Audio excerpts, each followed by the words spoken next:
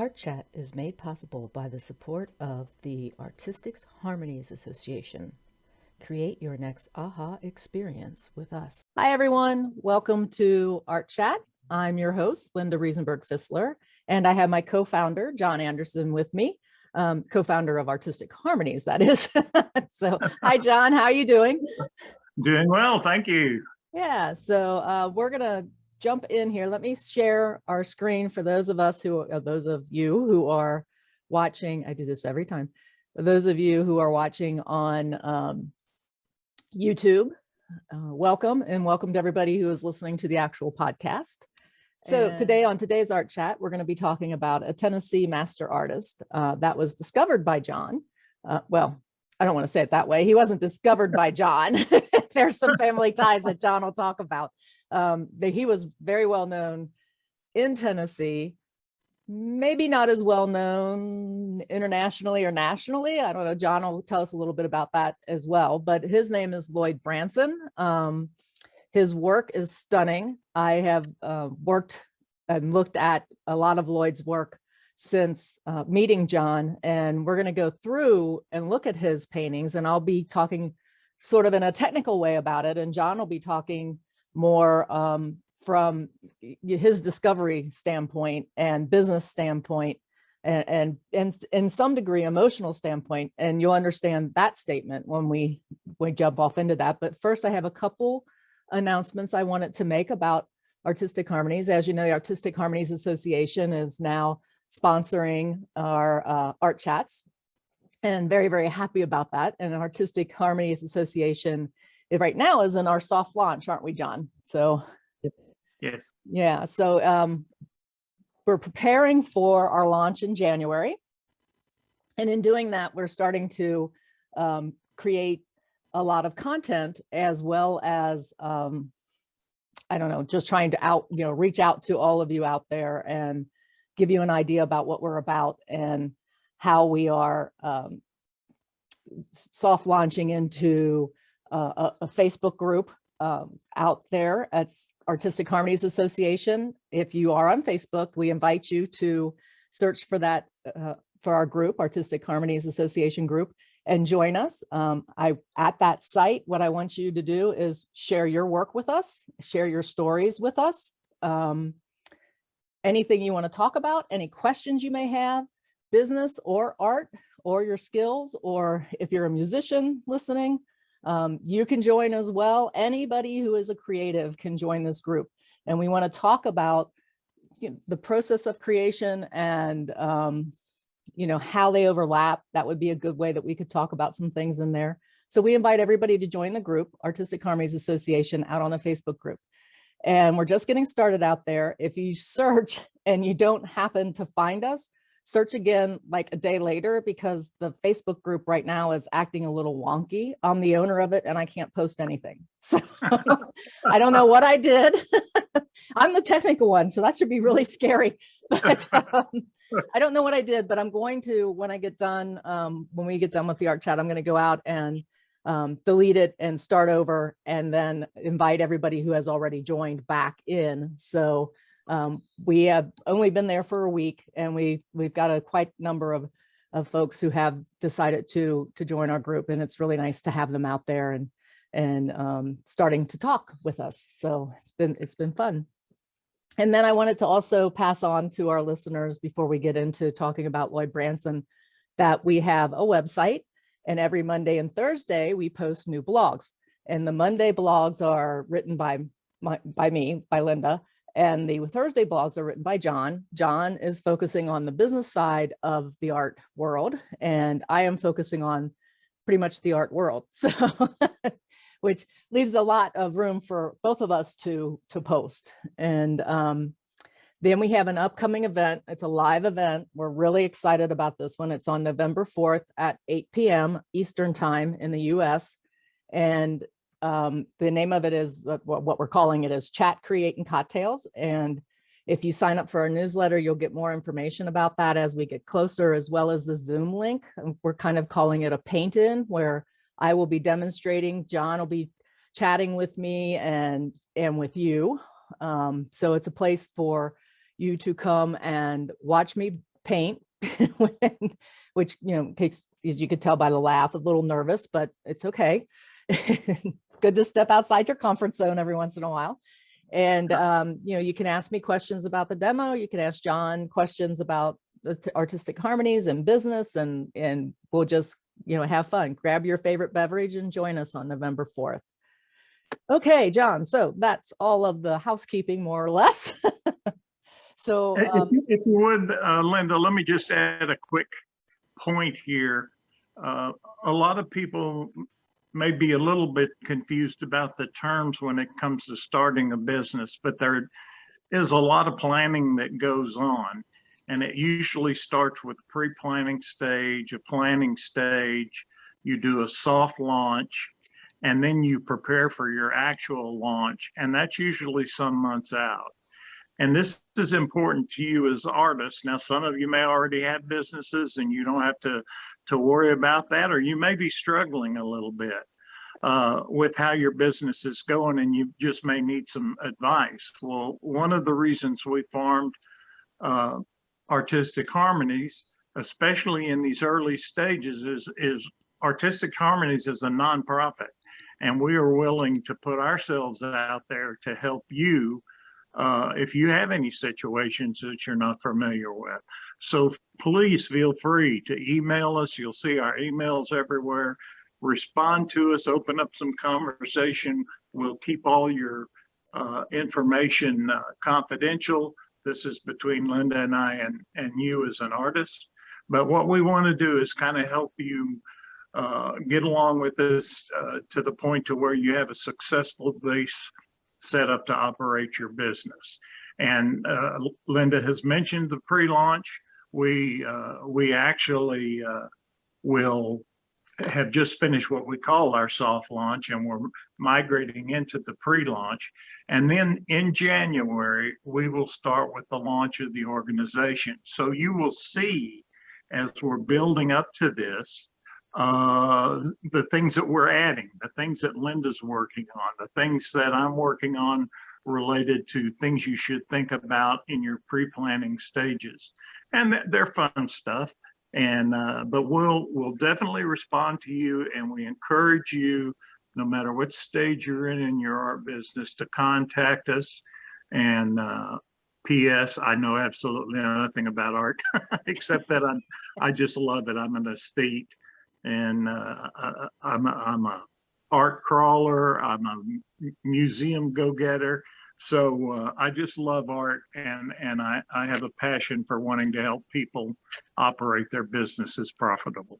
Right. And I think that's, yeah, great, John. Thank you for adding that. I think I also want to just add real quickly too, as part of our mission and vision for Artistic Harmonies Association, is we want to also help people who love art but may not understand art, if I can use the word understand, because is there really a need to understand? I mean, there's an emotional attachment naturally, but do they have to know every technical thing about a particular painting? Well, it helps. It certainly helps, but we want to get collectors beyond that just, emotional attachment to really be able to talk about the work that they love, and to really see what it is that they love in that work. And so we're going to be creating a area on the Artistic Harmonies Association mission and vision called Collectors Corner, and we're going to,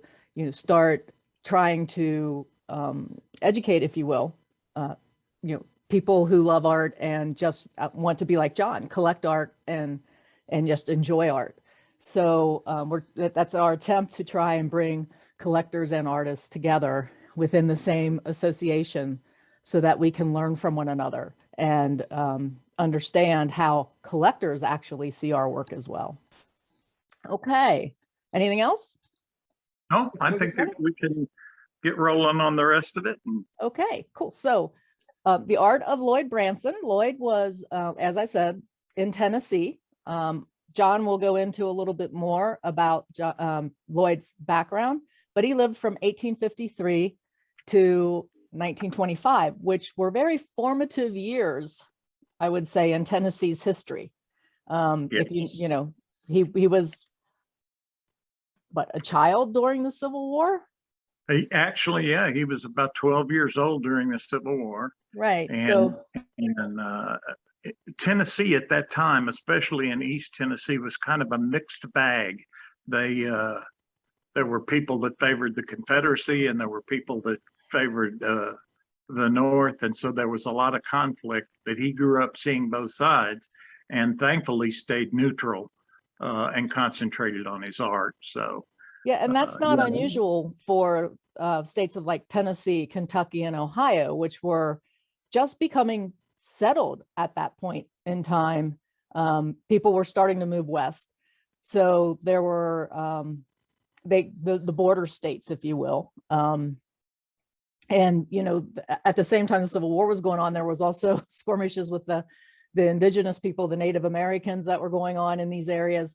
So, you know, kind of, you know, when you really kind of think of it, a bit of a rough time compared to, you know, probably our lifetimes, if you will. So, so this is a picture for those on YouTube of Lloyd painting his self-portrait. And I thought this was a really interesting and nice painting too. And I love always seeing the palettes, the wooden palettes that they're holding back then.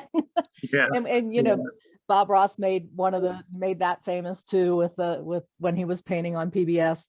But you know, it's like I look at these and I go, yeah, I'm gonna have to find a wooden palette if anybody ever takes a picture of me, because mine are on little plastic things that I can actually close up so that the paint lasts longer. You know, that's interesting, Linda, from the standpoint that when this all came about and I started collecting information, I would run into people that would have memorabilia, and I just looked high and low for, you know, some paint brushes or something like a used palette that Lloyd has. Of course, things tend to get scattered all over everywhere, and I'm still looking, but I'll let you know if I find something like that. Yeah. And you know, that's even interesting point, John, because as an artist, I don't think about that. You know, like to me, my brush is an instrument that I use, or my palette knife is an instrument that I use to create the painting. And I guess I would always think that the collector would be more interested in the actual painting and not so much the tools that I use. Yeah. So that's an interesting difference between painter and collector, where a collector, if he becomes very interested in your work, may actually like to have the brushes that it was that it was made with, or the palette that you use.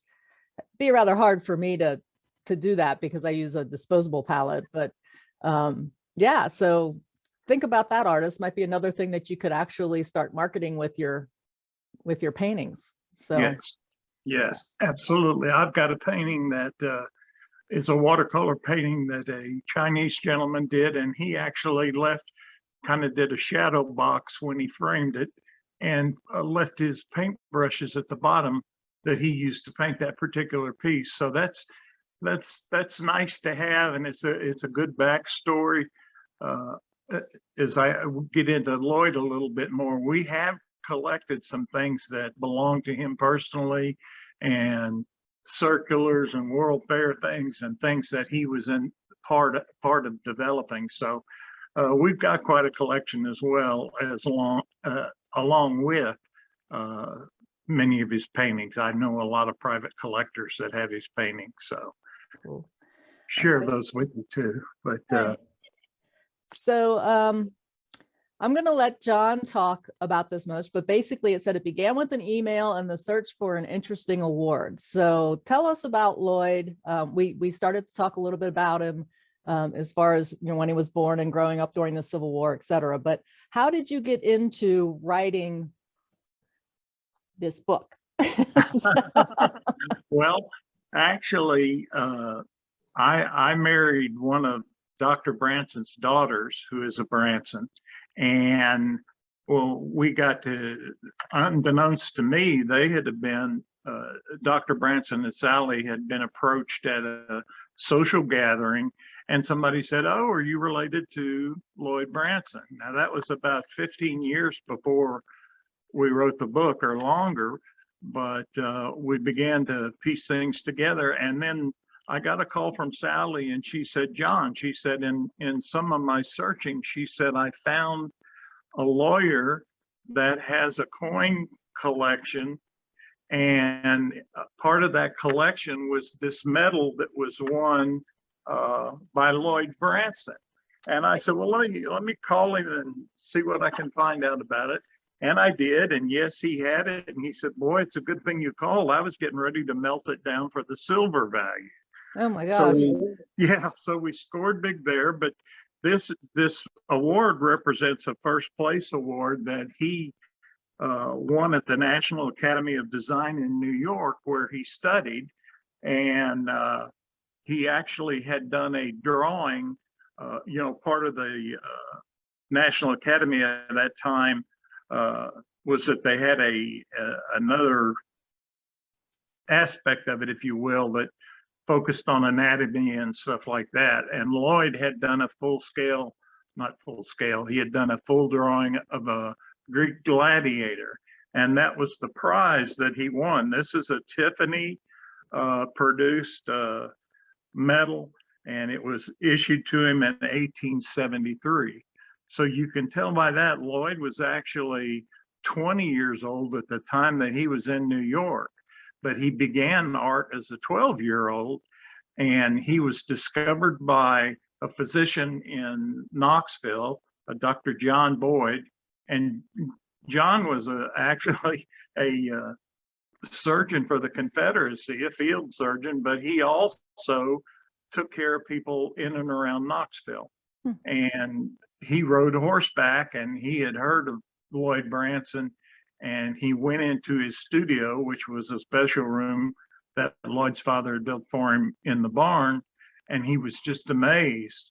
And he convinced the parents to let him bring Lloyd back to Knoxville, educate him, and get him involved with some professional artists there. So that's a quick rundown. And I promise I didn't read the whole book to you, but that's basically the crux of it.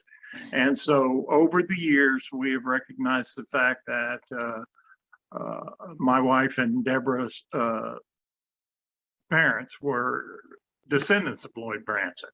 So back to the medal, after we found the medal, we convinced the lawyer not to destroy it, but to send it to the East Tennessee Historical Society. And they did, and it's there as part of their display of Branson's work. And so then I said to Sally, gosh, there's a ton of stuff here. We should write a book together. We'll take all your research, family and ancestry and paintings and things that you know of, and let's see what we can put together. So that's how the medal came about, and that's how the book came about. I was given a challenge. First learned about it in March, and we wanted to get the book out by December for Christmas for the family. And so it was a limited edition, 100 printing, but it's beautifully done. It is. And we accomplished our goals along the way. And when I started searching for paintings by Lloyd Branson, I went from 25 to over 150 that I found in the East Tennessee area through museums, private collections, and other avenues that acquired art. So that's where we are there. And that's the story of the medal, and that's the story how I got involved with the book. Great. So what we want to do now is start to introduce our YouTube users as well as our podcast listeners to Lloyd's work. So podcast listeners, if you want to actually see these work of art, you need to jump over to the web, to my YouTube page. Again, where you usually find me is, just Google Linda Fisler YouTube, and it will come up. Or just go out on YouTube and search my name or Art Chat, and it should come up there as well. So let's move on and start to talk about Lloyd's work. John, do you have at your fingertips the name of this particular work? Well, interestingly enough, this hangs in the East Tennessee Historical Society in a prominent place there as a permanent piece. And this has been called several things. It's been called the apple peelers, the peelers, but it's more commonly and popularly known as Women at Work. And it's, Linda, I'll let you explain about the piece. I just happen to think it's one of my favorites, and I'm always going in and out of East Tennessee Historical Society, and I love to look up there and see that painting. So this is incredibly done. When I first looked at it, it didn't grab me as much as when I just actually sat down and took a long look at what he technically accomplished in this painting. So for those on the podcast, there are 1, 2, 3, 4, 5, a group of 5 women centered around basically the apple picking that is going on in the orchard. One woman is peeling, one is dumping, and I'll get into how all this is taking place in a minute, but dumping apples into a bigger wooden barrel. There's one lady that's walking away. There's a number of buildings, couple buildings, there's trees. So, you know, it was, I wouldn't say this was done plein air per se. I would say this was done in a studio just because the attention to detail that he has in here. I believe you're right there. Now, but that doesn't mean that he wasn't out sketching this plein air or whatever, because Lloyd also does landscapes, and he uses, he changes his style depending on what he's doing. So he doesn't, you know, I would consider him a realist. I would consider him an impressionist. I would consider him a figurative. He paints portraits. So he never limited himself to one particular style or one particular, you know, I'm just a portrait painter. That would not come out of his mouth, because he was more than a portrait painter. He was more than an impressionist. He was more than a realist. So very interesting things. But getting back to the painting, so when you enter this painting, if you're in the West, basically like America and so forth, we read left to right. So you tend to enter any painting on the left. If you are in, you know, Saudi Arabia or the Middle East or something, we know that they read right to left. So there's entry points on the left part of this painting and on the right part of this painting. So since we read left to right, I'm going to talk about that path into the painting more than I will the right. I'll touch on that very quickly. But on the left, you walk into the painting and there's this almost looking like a copper tin or a bronze tin bucket, if you will, rather big, and one single apple left on the ground.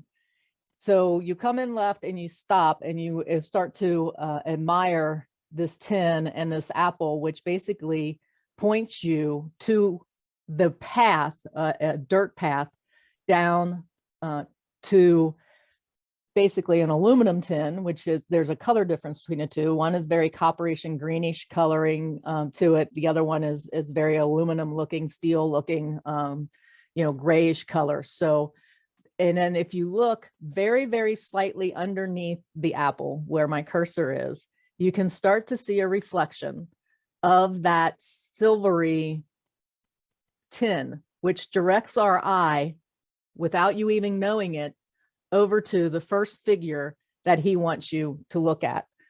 The other thing I want you to notice here is his pattern of circular devices that gets you to move through the painting. So you have the first tin that's laying on its side, but it's still circular. You have the circular or spheric, you know, figures of the apples. You have the figures here, the silver tin, which is circular. Excuse me. And then you have the first woman sitting on this chair, and the bulk or the mass of her is circular. Okay. So if I start it from this painting on the right, what typically happens is, notice how slightly and how delicately he places these blades of grass to get you into the circular shape of the lady that's throwing an apple into this pail. Okay, so, and then the dirt on her apron, how that forces you up. Look at the points that he has, the knee, the elbow. Okay, so there are places where you can jump off to another figure, or If you are coming in on the left, we have an apple that causes some movement that forces our eye after we enjoy the lady, the figure here, which is elegantly done. And we're back to one specific apple, and then one apple that's kind of in free fall from the basket that the lady is pouring into the wooden pail or the wooden barrel, if you will. So the other thing to look at here is, even though he's using circular motion in the forefront of this, all the spheres that we have here with the apples and the pails and the how those are all working together, he changes the texture of each one. So we have the copper, we have the steel or aluminum, we have wood, we have a woven basket, we've got a pottery bowl. So it's not the same thing over and over again. So he's keeping our interest with that. And we haven't even gotten to the story yet on this painting. So wonderfully done. So the apples are being poured from the woven basket into the barrel, the wooden barrel. And then that leads us to the figure that's standing. If you're going along the bottom rim where the apples are being poured, the hand then takes us up to her face and the wonderful positioning of her body. Again, a bit circular. See how he keeps the circular patterns going in this? There's a woman that's peeling apples with a tin, a silver tin or aluminum or steel tin sitting on her lap as she's peeling. She's very much in her own little world, and she's the only figure that doesn't have a circular feel to it, even though if you stop and think about it, there is pretty much a circular area here because the hands pull us back into that, but she's more upright. Okay. So if we jump over to the two figures sitting on the bench, again, if you come in from the left, you go down the bench, you see the pottery bowl, more spheres. So he's getting us, into this circular pattern again. And we have two women sitting on the bench, which I say are gossiping. And now we're getting into the story. We have three who are over here working pretty hard. We have two sitting here on the bench and they're gossiping. So what are they talking about? So as our eyes move forward and more deeper into the painting, there's a woman walking away. Is there a story here? Is this the mom telling her the daughters here, get back to work? And, they're like giggling and chuckling, or is there something, is this the owner of the orchard and she's busy working and these two are talking about, oh, there's a dance coming up. What are you going to wear? That kind of stuff. Are these two the daughters of the owner and these are the workers? So there's all kind of stories that you can get into. Again, if you enter this painting on the right, or if you come up and you start to look at the lady that's sitting on the chair putting the apple into the bin, here's a stop sign for us. So instead of us going all the way across when we're reading left to right to this figure and out of the painting, he puts this little post of a chair here that the woman's sitting on that directs us with the backboard of the chair back into the painting. Also can be said about this tree and the ladder. So now we have a interesting thing to look at and search and study here that keeps us from going out of the painting. And then if you look deeper into the painting, you can see, the shadowy, blurry, non-hard outlined orchard that's behind it. And so, another thing is to look at the edges that Lloyd here's had. There's a lot of hard edges in here, but they're not eye-stopping hard edges. If we had turned this into black and white, for example, these values are very, very close in range. So it keeps our eye moving from one position to another. The barn in the back, a little bit of a hill or a ridge in the back, a house over here, which lends to the story of, is this the owner, the lady that's walking away? Is that the owner of the orchard or the owner of the farm? And it starts to begin to tell the story of it's fall and it's time to, get the apples off the tree and start baking those apple pies and all of the, apple butter and all of the other things that we get from the apple harvesting time. So again, wonderful painting. And John, I see a little bit of a date. Is that is 97? Was this? Yeah.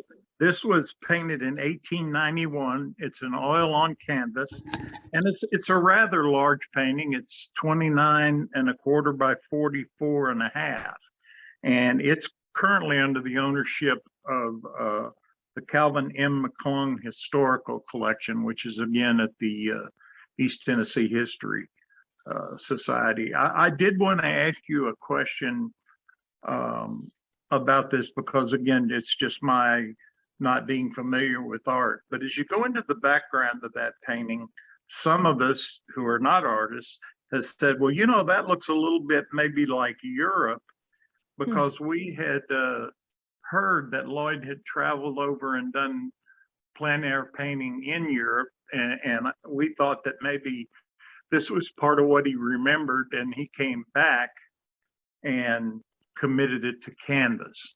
I also know that this painting was entered in several expositions, one right here in Knoxville, which was an early world exposition where he was the director of art, and he entered it and it won an award as well. So It should. do you think that background is European, or are we still? You know, the buildings that he has here, you know, I could see this being down towards Provence area, because I've been to that area in France.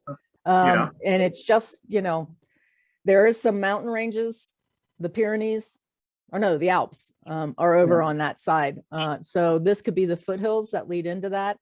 And this back here could actually be the mountains in the back. It'd be interesting if we could ever figure that out. I don't know if he has anything listed in his book, but he could have combined a number of different studies from that area too. Right. So, well, I was curious about it again, because I look at paintings and I love the explanation that you gave. Is very thorough and taught me a lot, because I spend 30-40 minutes when I'm looking at a painting to try to figure out what it says. So I think I'm going to be learning some stuff from you about painting, which is great. Well, you know, my big thing, and like I said, in one of the rules in the Facebook group for Artistic Harmonies Associations group, is that if you're going to critique, if someone, first of all, if an artist posts something in the group, and I'm big on this too, I mean, even if you're out looking at things, if an artist posts something or shows something and doesn't ask for a critique, they're not looking for a critique. So don't give it to them. Okay. So the next thing is, if the artist posts something and asks for a critique, if you can't tell someone what's technically wrong, then don't say anything. Okay. Because to me, there's the technical things that we learn. And if somebody wants to express themselves in a color that we happen not to like, then that's, you know, maybe our bad. You know, that's not something technically wrong with it. Now you could say, well, what if they keep using blue for shadows or purple for shadows? I still come back to, as long as it's a cast shadow and I can see through it, I don't care what color you use. So, you know, it's like, so you get from the realism to somebody who maybe is going into some kind of journey into abstract and decided to use some other color instead of blue or purple for, you know, I always laugh because it's like, well, what color is that shadow? And everybody goes blue or purple. And it's like, no, I see, you know, green. There's green grass in that cast shadow. You know? So anyway, just a little thing. So I tend to look at, and even when I was studying with Kevin, you know, he would say, change this area. And I come back and say, give me a technical reason why. Because I wanted to learn. It wasn't that I was trying to be a little, you know, jerk, but it was, you know, I wanted to learn what was the technical reasoning he had going on in his head that didn't look right to him, or that wasn't represented correctly. So learning, you know, I chuckled a little earlier only because Linda and I had discussed this before. I have another Facebook page. It's called Lloyd Branson, which was kind of a play on words. On Facebook, and I post a lot of different paintings by a lot of different artists. And it's interesting to see the comments. When I do get comments, it's, oh, this is so beautiful, or this goes good with my couch. You know, it's just some of the most bizarre responses that I get. And so I always love the aspect of somebody explaining to me the details. Right. Now, when I look at something that there's nobody there to explain it, I take it as what's my emotional response to it? Right. Why do I like it? What makes it such a great piece to me? And that's why I spend so much time in front of a painting when I am out observing. Yeah. But, and for me, it's always really interesting. It's like, okay, why am I being, I talk about this path, and you probably never noticed this grayish, silverish area down here that's leading you over to the woman sitting on the chair, throwing another spherical thing into another spherical thing. So, never noticed it before, but I know it now. Right. So there's all of these little, we talk, one of my blogs is going to be on simplification. I can, very hardly, I mean, and then there's this darker area for people who don't get it that is pointing them there. But, I always look for the subtle, the simple things that are directing my eye when I'm looking at something, because it's, we could stay in this circular, again, a section of 3 here, and then another area of 3 here. Odd groupings are more attractive to the eye. So, and he did this whole thing compositionally. He just kept coming back to that circular reference of, we have 3 in a circle here. We have, 2 in a circle here, and their bodies are bent over in that circular form. And then we have this lady back here, which is, more or less another stop sign, but a grouping of 3, because our eyes naturally go to her. As an artist, do you, and you're standing in front of a blank canvas and you start thinking through the process and you're saying to yourself, well, I want to do this subject matter. Do you actually begin to form this picture of these circles in your mind and then it relates, or do you get it as you go along? Well, that's part of designing your painting ahead of time. So there are times like you will sketch things out first before you go and stand in front of a canvas. Typically, I tend to try and focus on what do I want the composition to be before I go in. So I'll, is this going to be a steel yard? Is this going to be a circular? Is this going to be, an S path?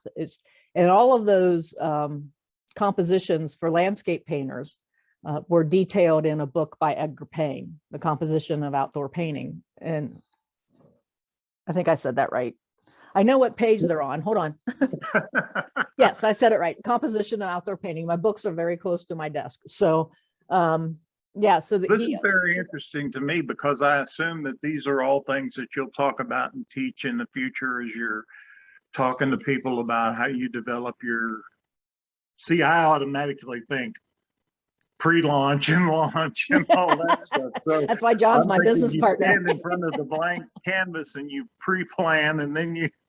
Right. So one of the things I'm doing to prepare for November 4th, where I'll be demonstrating, is going into looking at a lot of reference, and when I'm out hiking, looking at a lot of nature.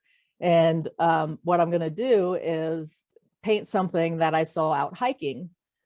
So in my mind and in my I'm turning around because I was looking to see if I have my sketchbook anywhere close, which I don't. I already sketched out what I'm going to do based on what I saw hiking and based on some photographs that I took for reference, but I won't use them. It's just to kind of, I stood there for 10 minutes and looked at this particular area when I was out hiking. My hiking partner was like, "Can we go now?" No, not yet. So am I correct to assume that on November 4th, you're going to bring your paints and I'm going to bring the wine? Well, yeah, I have to be really careful that I don't dip my brushes, or because I'll be using a brush on that particular one to start out, but that I don't dip my brush in my wine or gin or whatever it is I'm going to be drinking. Yeah, I got you. Yeah, and hopefully I'll get the demonstration done before I actually have too much to drink.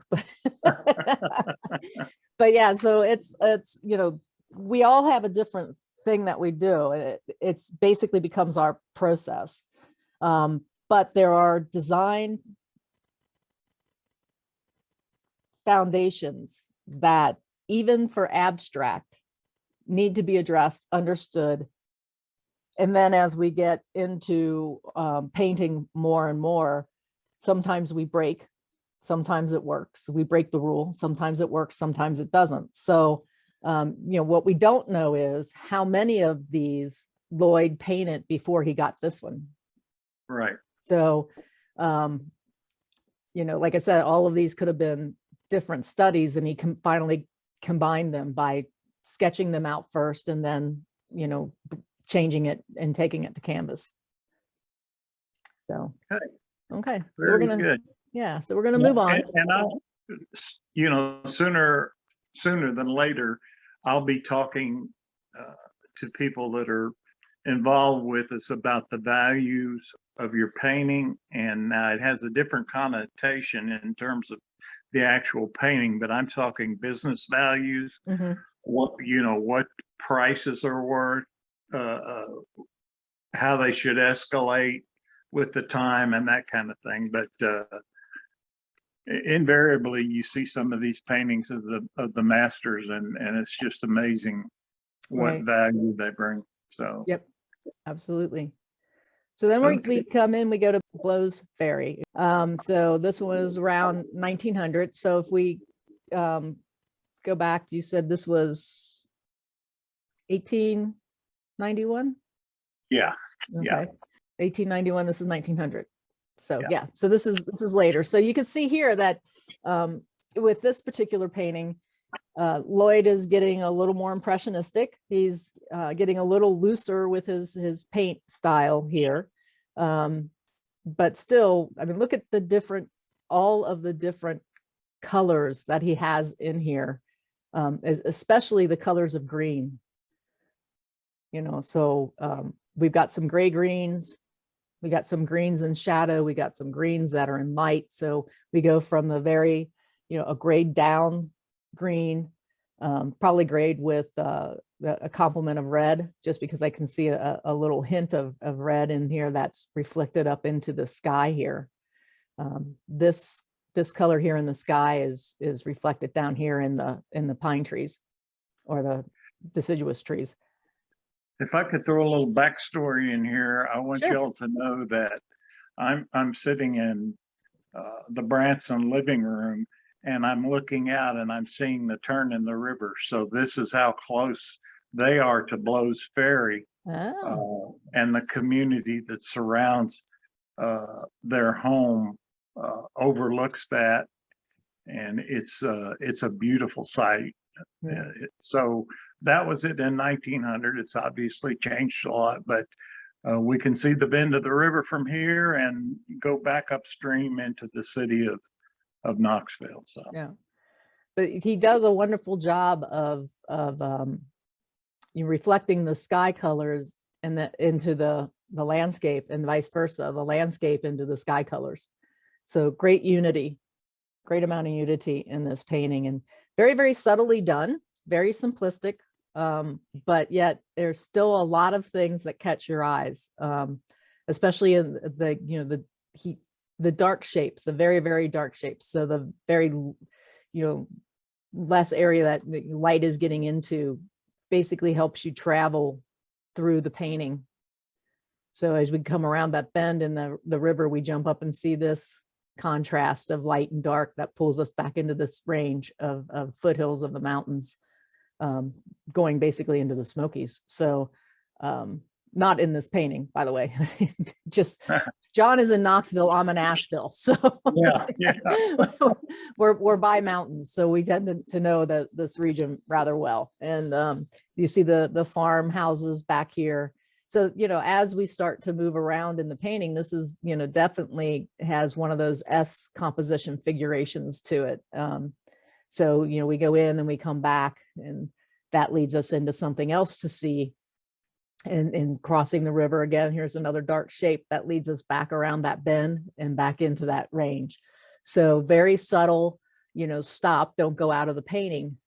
And then if you happen to go past that mountain range, you've got some different changes of color here that keeps us interested with, a very subtle pointer back into the sky that we can look at the clouds and the different colors that are there. So Very, That, very that, simplistic. that river actually bends back to the left at the base of those, I call them mountains there, and they're rock bluffs and things like that. And if you see to the left, the farm there, which is along the bend of the river, that belonged to Peter Blow, who owned that farm. And he was the one that put the ferry that helped commerce in terms of goods across the river to Knoxville. Yeah. So kind of an interesting aspect of that from a historical standpoint. Yeah.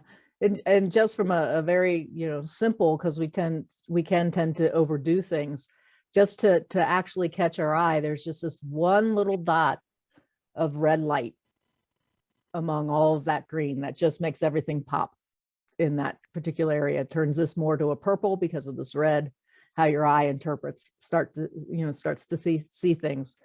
You probably, if I put my cursor over it, which I hopefully will be seen by the folks on YouTube, it's very different than, when that little dot means a lot.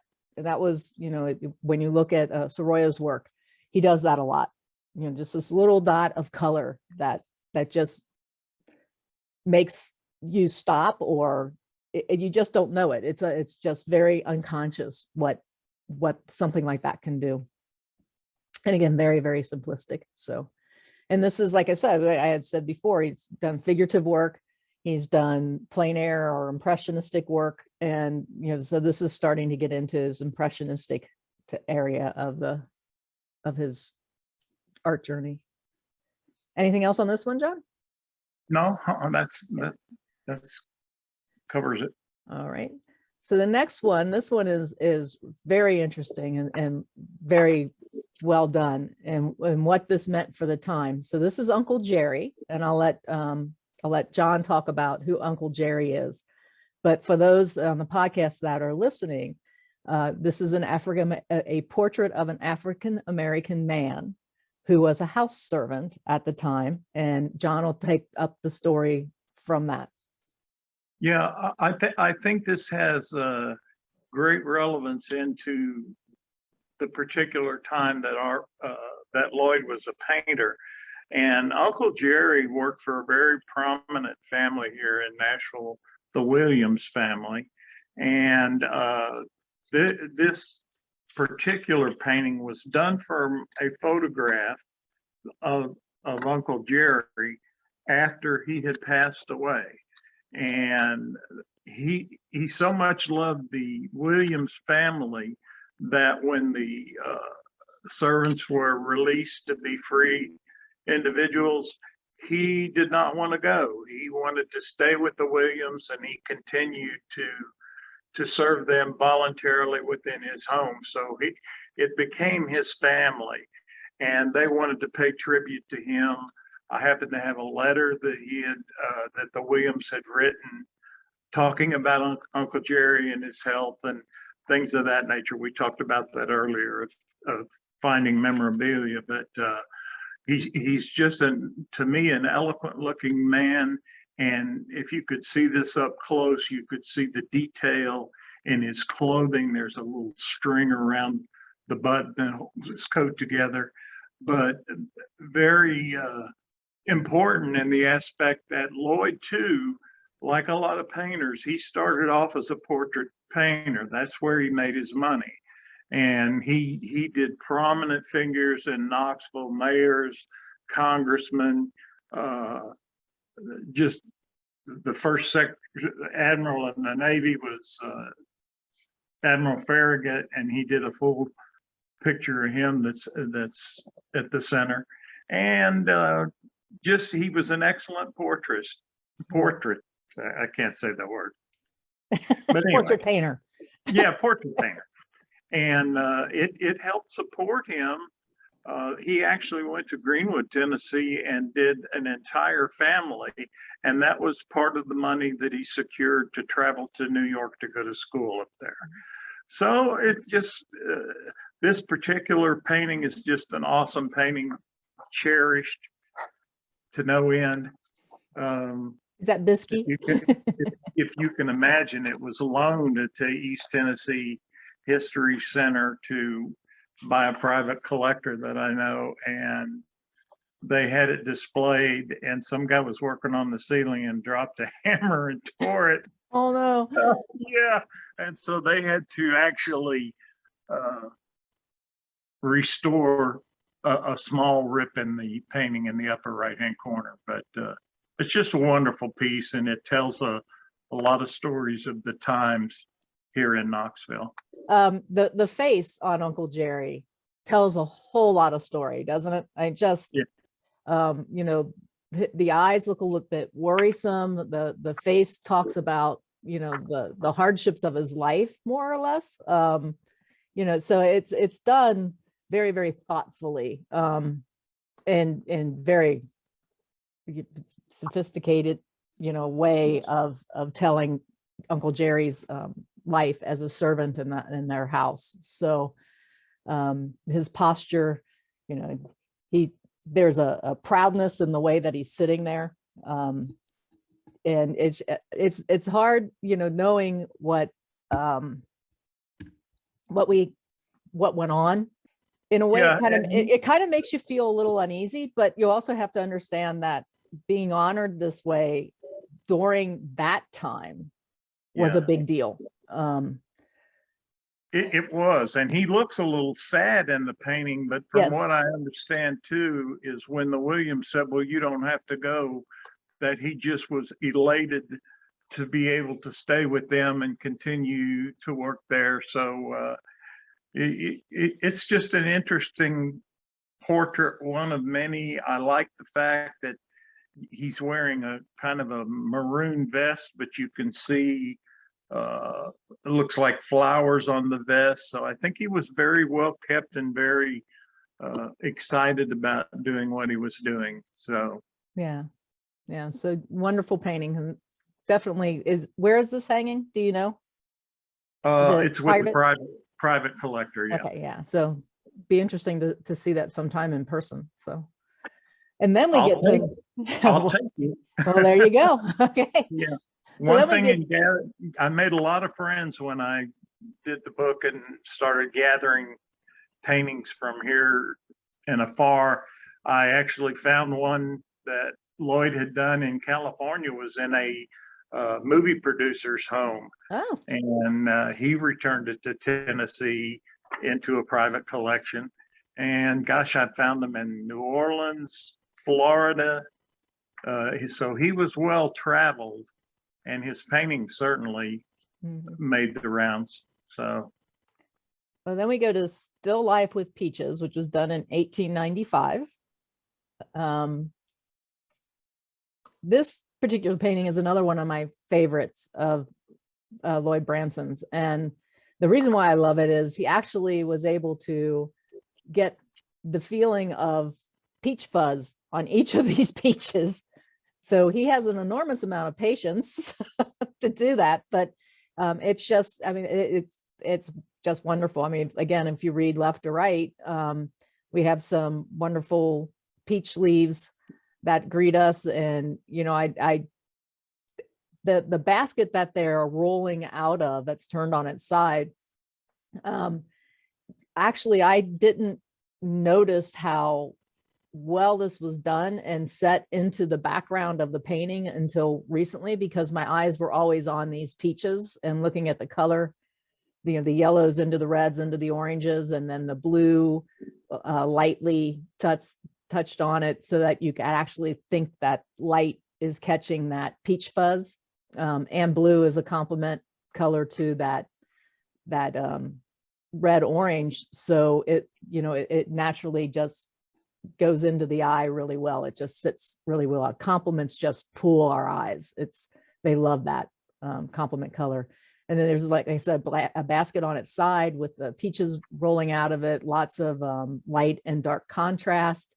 But the basket itself just kind of moves back into the background, and you see a lot of lovely brushwork in that background, just to give you enough interest to study it. In another branch of peach leaves, behind it as well. So very, very well done. The arrangement of the peaches and the different groups, he kind of breaks a rule here because there's like a group of 4 here, and then another group of 4 here. But then you can look at these 2 behind it and say that's a group of 5. Then you have a group of 6 here. So he goes into and plays it very well using even numbers instead of the odd numbers, but there is enough space that you could say this is 1, this is 3. So you can actually, if you're looking at it technically, you can sit there and go, now what was he doing here? But he arranges them in such a way that you just constantly move from one to the other, and has enough space, negative space in here to really keep your eye engaged with the different colors and the contrast and the shadows of the peaches and where the light's coming in. So just simplistically done, but very, very well done. An interesting point about this particular painting is that when he was in New York at the National Academy of Design, they ran into some financial troubles, and there was a split in terms of some instructors leaving and artists going with them. And that was the essential start of the Art Students League in New York. Well, Lloyd had a favored instructor. His name was Lemuel Wilmarth. And this was one particular area where Wilmarth taught, and that was, there were a lot of paintings that were done around fruit baskets and peaches especially. So I think this probably came from his experience up there into his mind, and he came up with that one. Yeah, well, it's like I said, it's done simplistically, but it has, simplicity is something that we should all strive to do. It still tells the story of the peaches and the peach fuzz. Like I said, that's what caught my eye initially, seeing it was, wow, the detail in that, but done simplistically. It's not, it directs your eye. He has that in there, basically to help direct you through the painting. And it's not overdone at all. Yeah, like I said, one of my favorites. So. Yeah, it's a good one. It really is. Everybody that sees it just goes ape over it. It's a great painting. Yeah.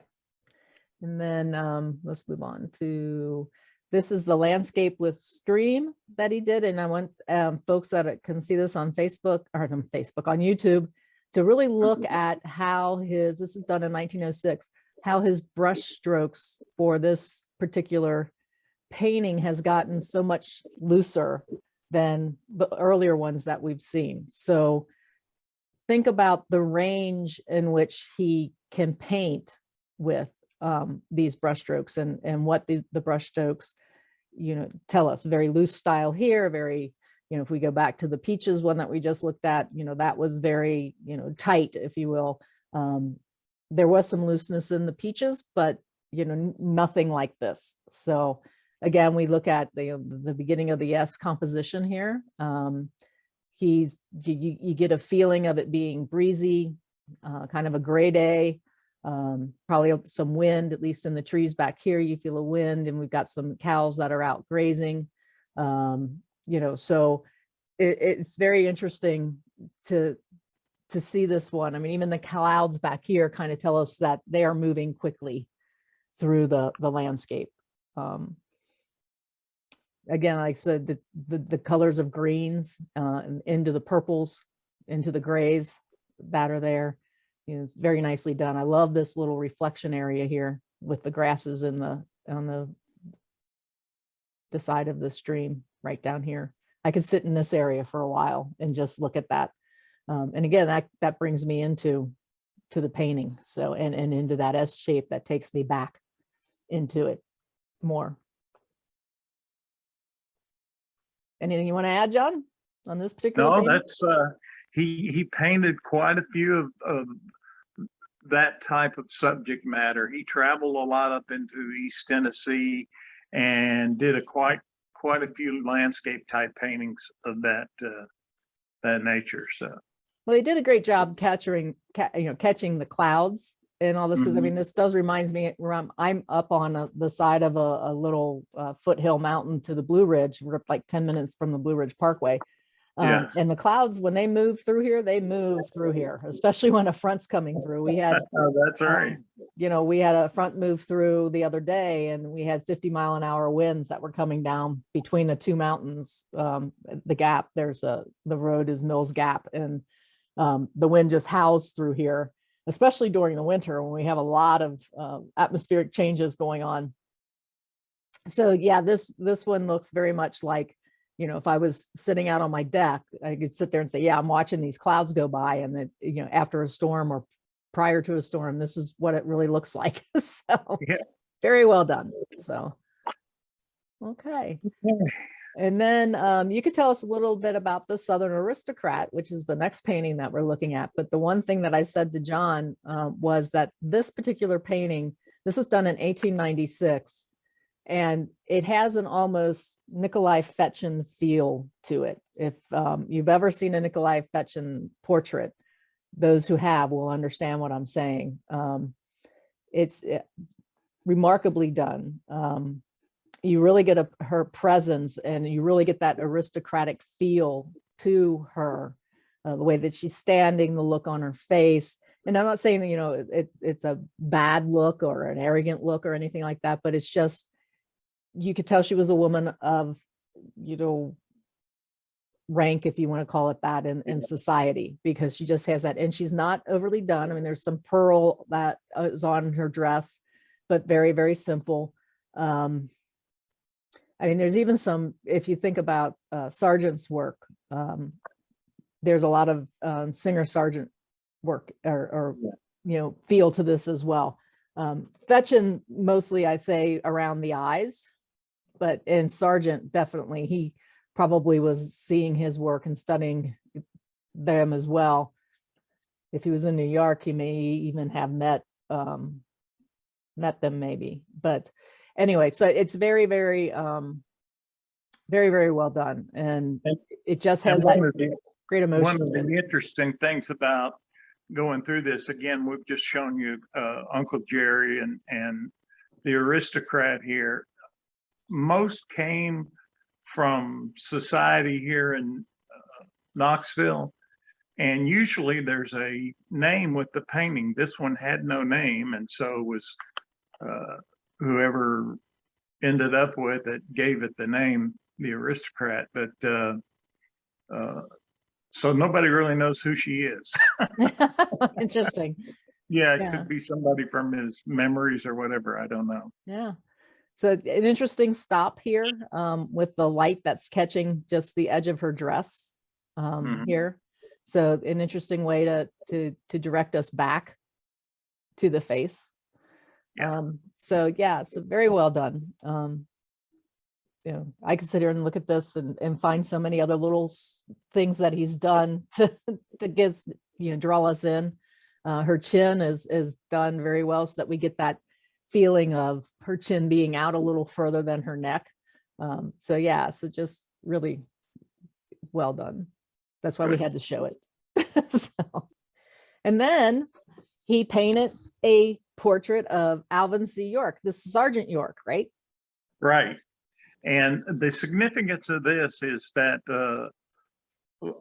Lloyd died on June 12th in 1925. And in April of that year, he had actually presented this to the state legislature. And so it hangs in the War Memorial over at in Nashville. But again, it was I think the last painting that he had done. And so it was important from a historical standpoint. And I think at this point, this is why I'd like to talk to you a little bit about the fact that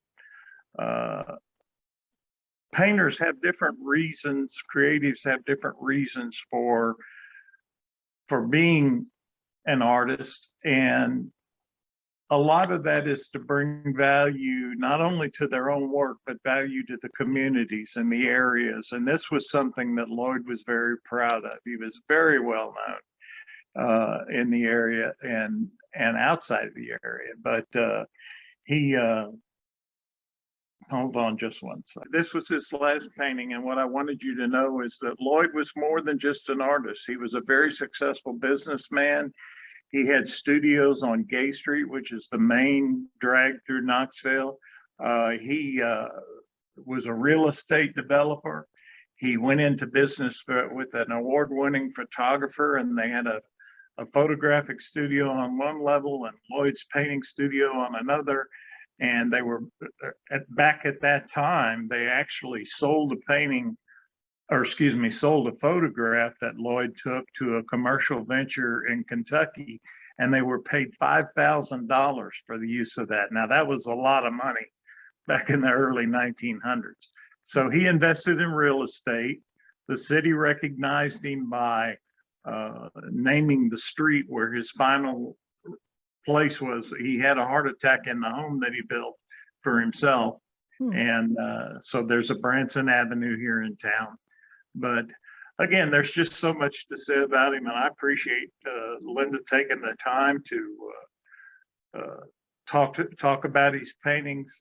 Again, there are so many that are so wonderful we couldn't include them in here.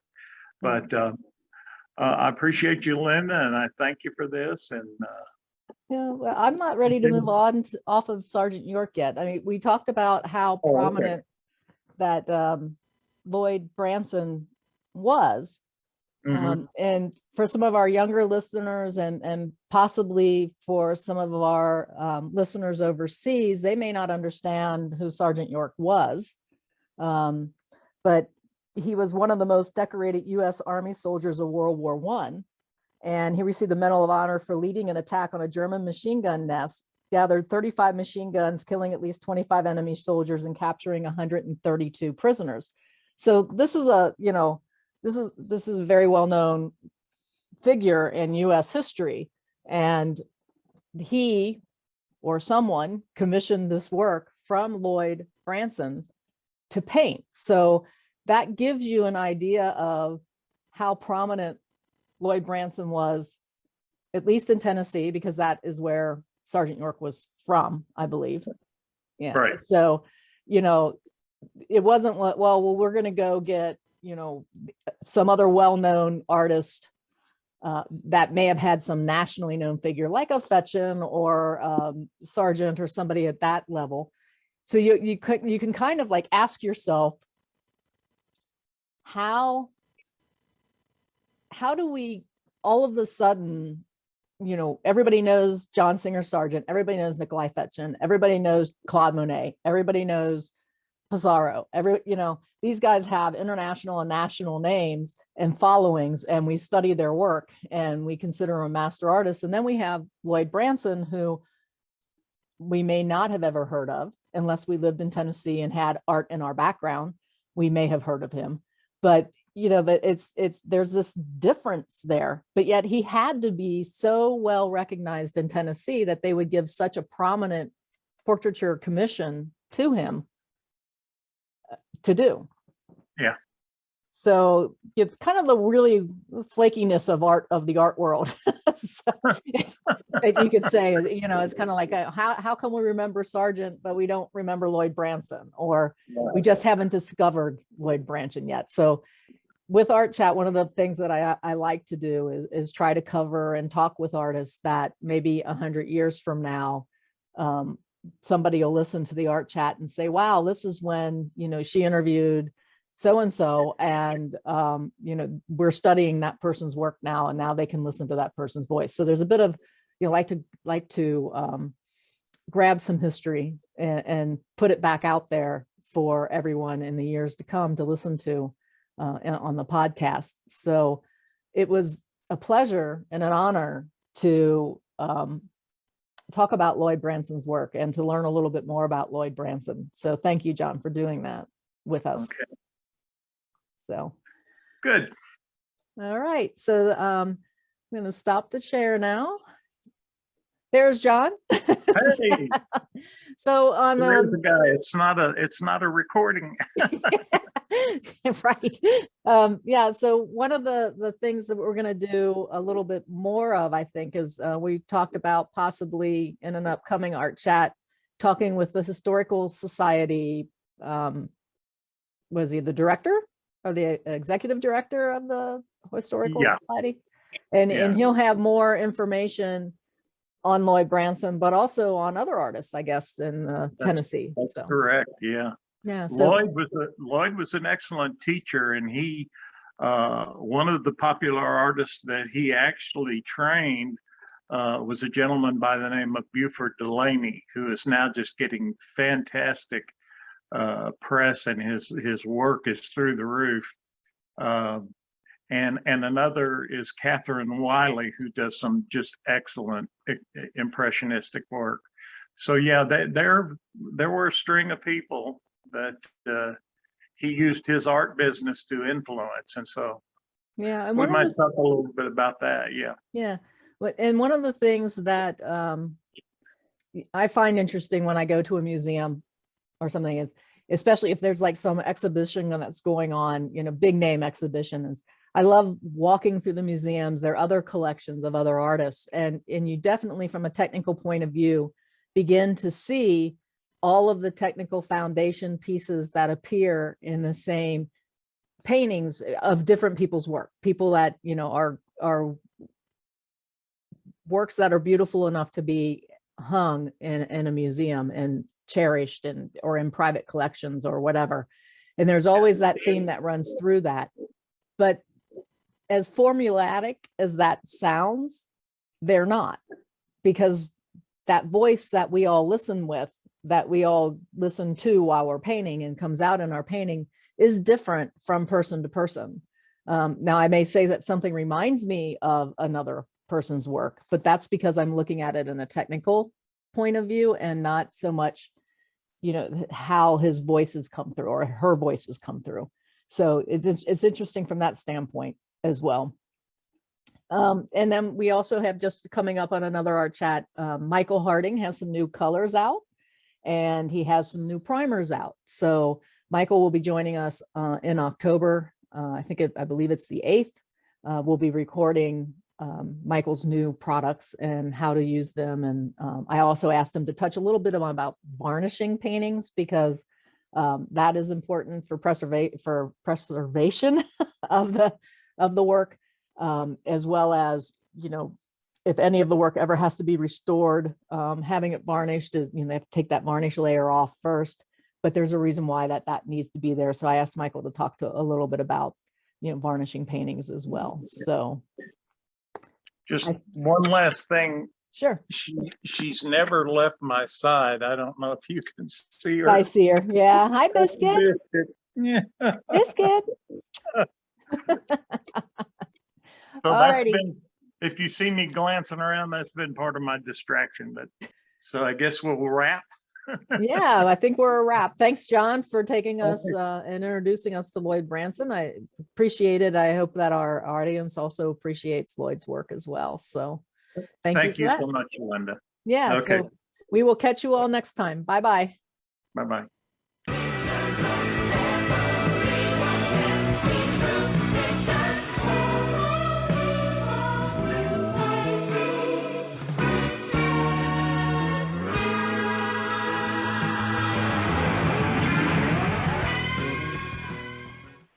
Art Chat is made possible by the support of the Artistic Harmonies Association.